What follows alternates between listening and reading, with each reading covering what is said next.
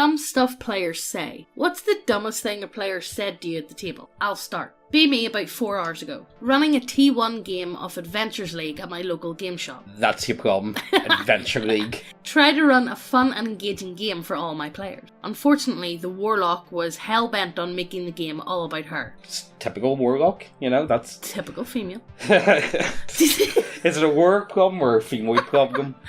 You decide. Anytime one of the others tried to interact with NPCs, she would insert herself into the conversation.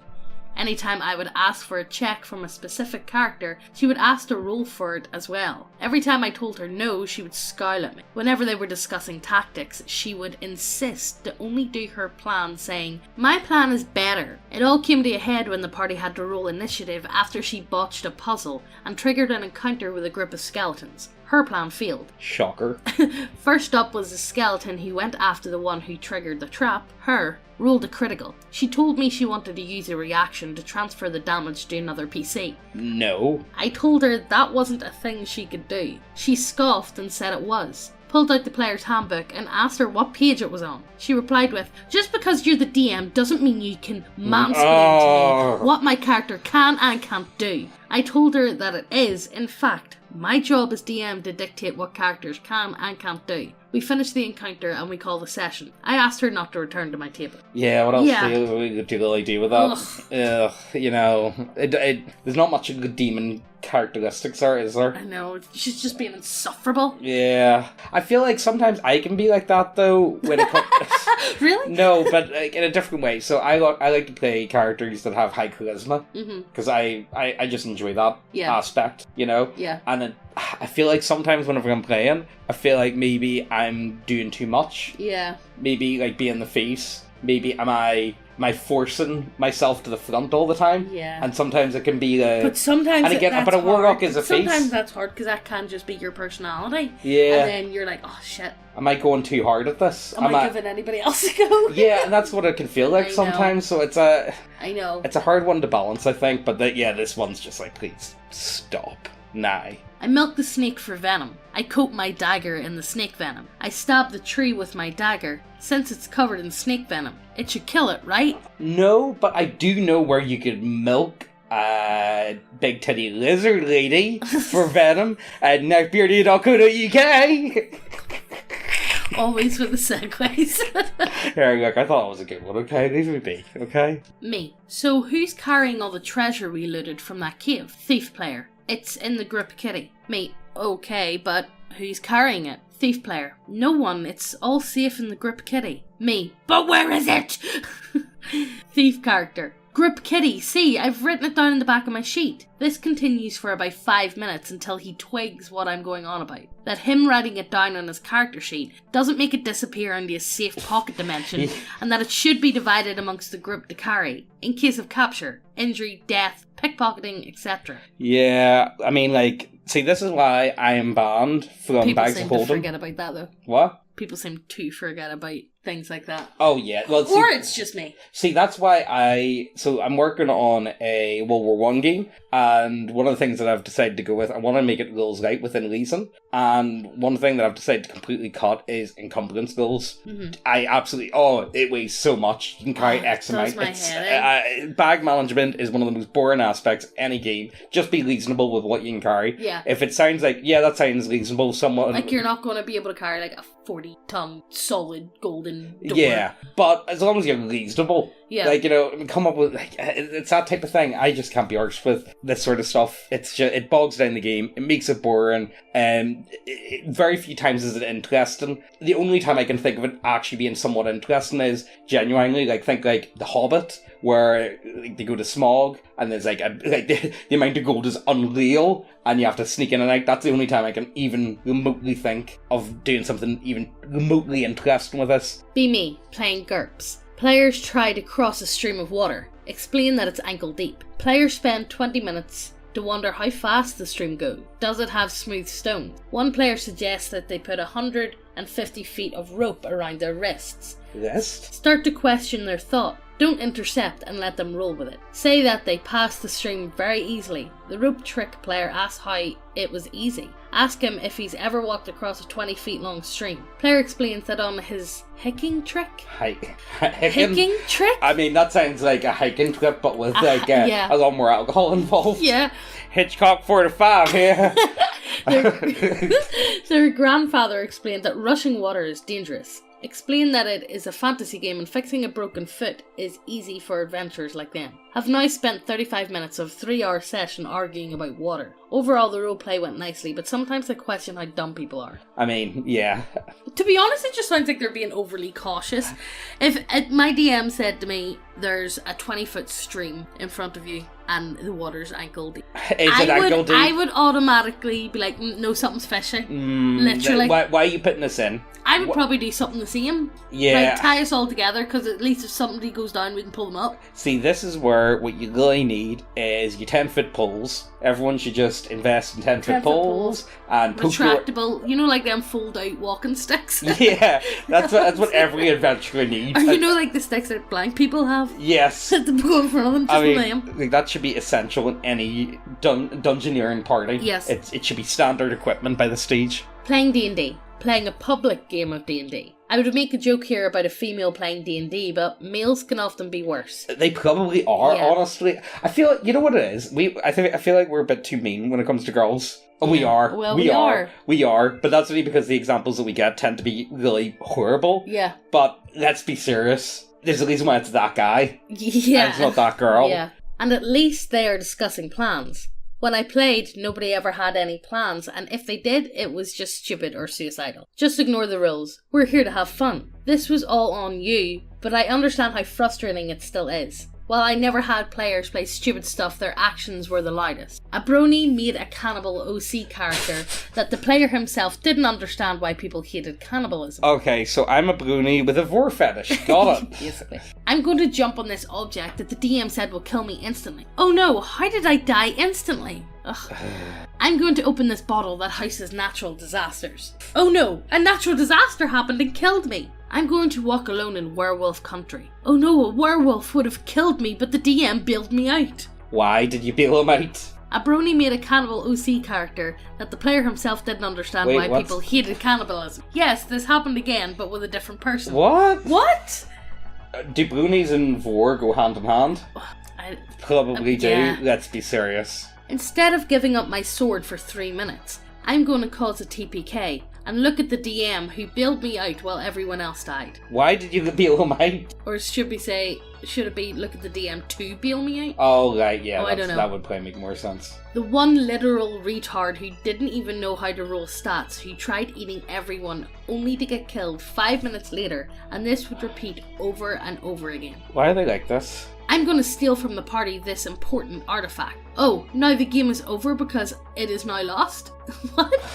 Sure, I'm trying to make money, and this other group of PCs are willing to give me riches for this dead body, but I'm just not going to accept this deal and antagonize them for 15 minutes until one of them attacks me. I, as a squishy kobold wizard, I'm going to move through 3 enemy spaces away from everyone just to taste the soup on the table. All of this from one group, by the way. What the hell? I mean, wait, like, to be from fair, one group? So how did you have like 2 brony cannibals in one group? Public game. That's all I gotta say. Ugh. See, this is one of the things that always confused me. I never understood the whole vor fetish at all.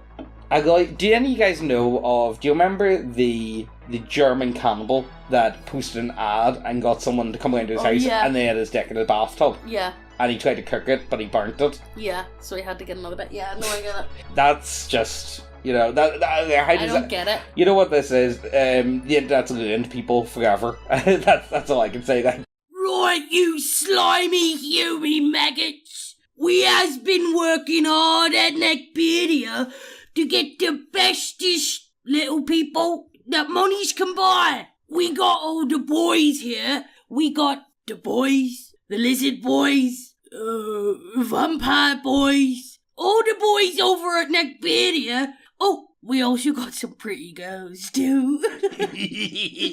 But I can't really make out which one's the boys and which one's the girls sometimes.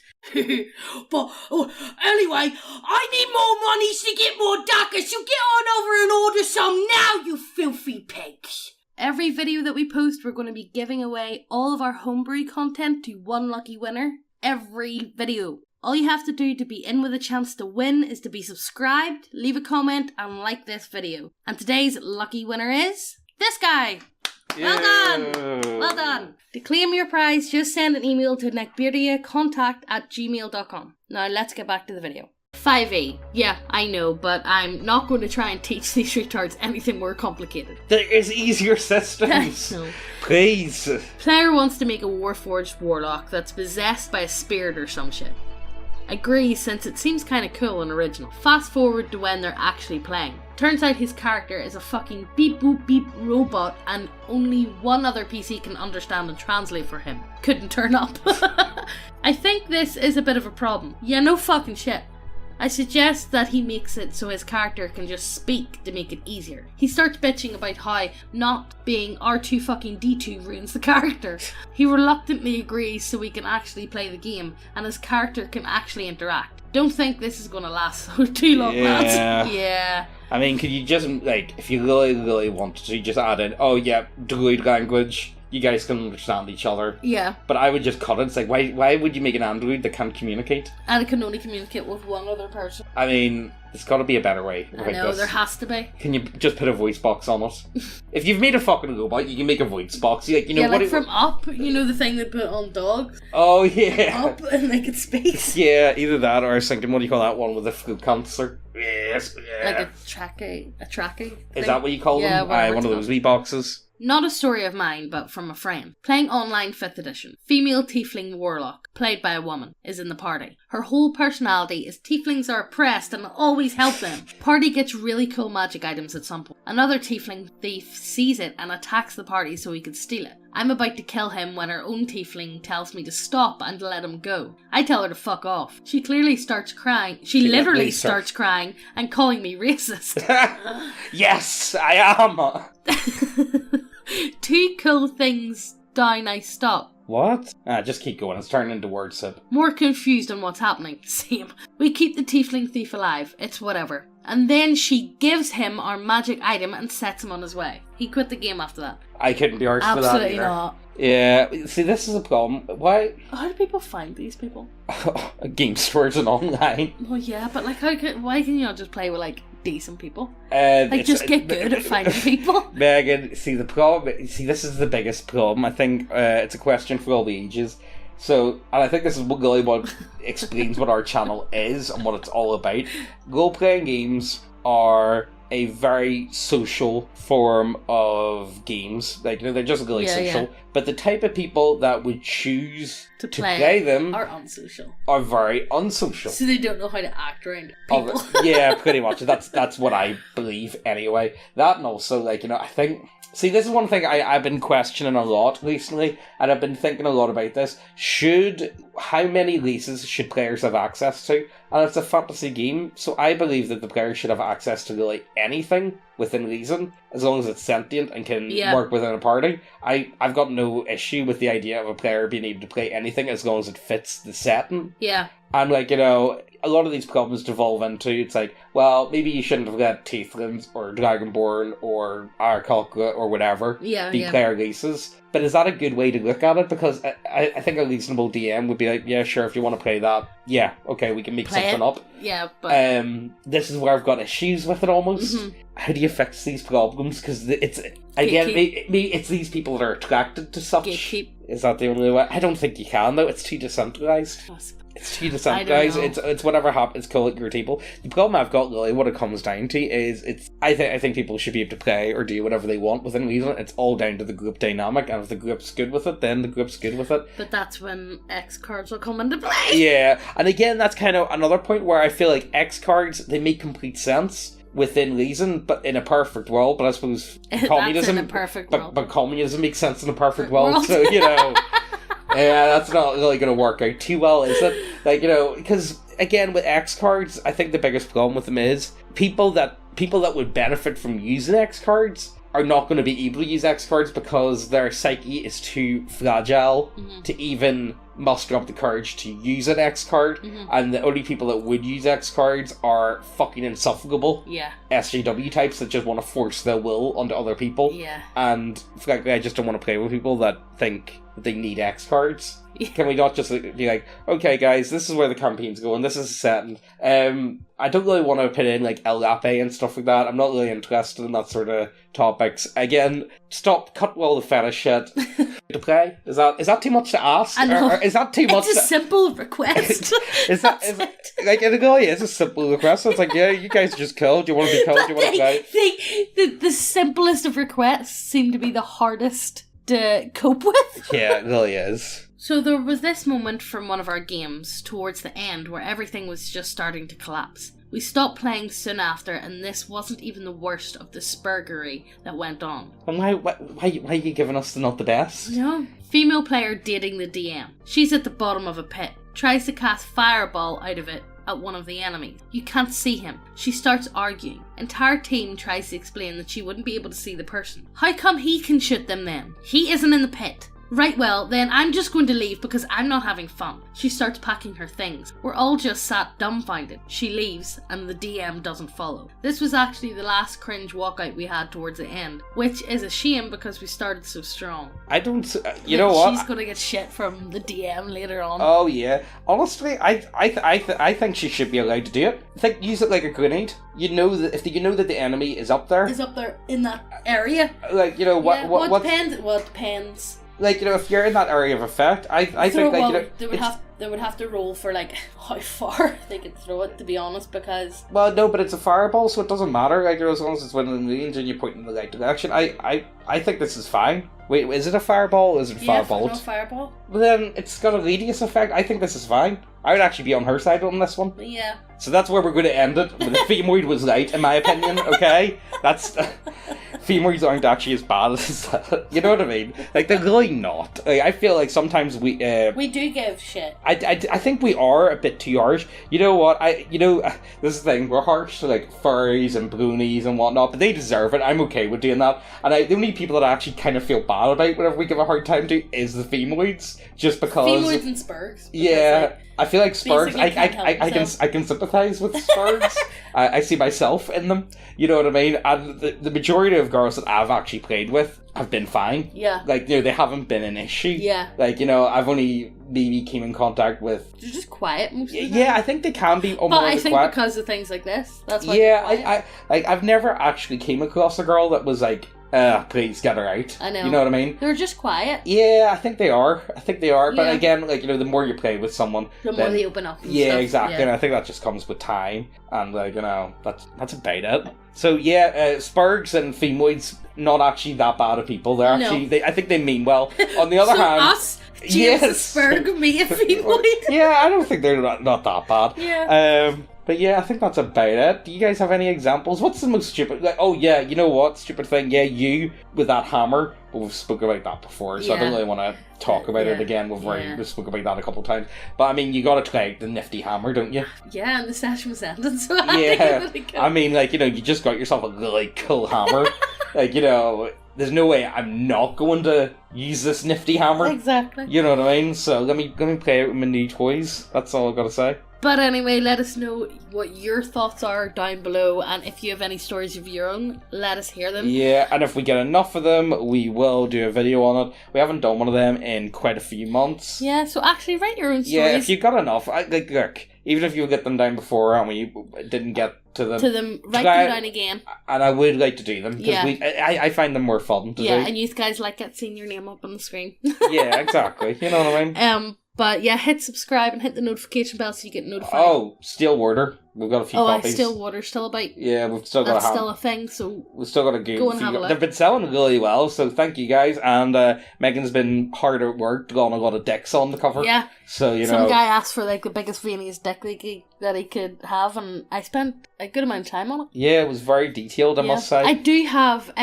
artistic talent. yeah, I have art background. Yeah. I studied it for 5 years. But Megan won't do any artwork for me. When it comes to, I asked her, it's like, do you want to do artwork for this project I'm working on? It's like, I got no time. I don't Thanks. have time. Thanks. Anyway, look, guys, hope you guys enjoyed, and we'll see you next time, alright? Bye.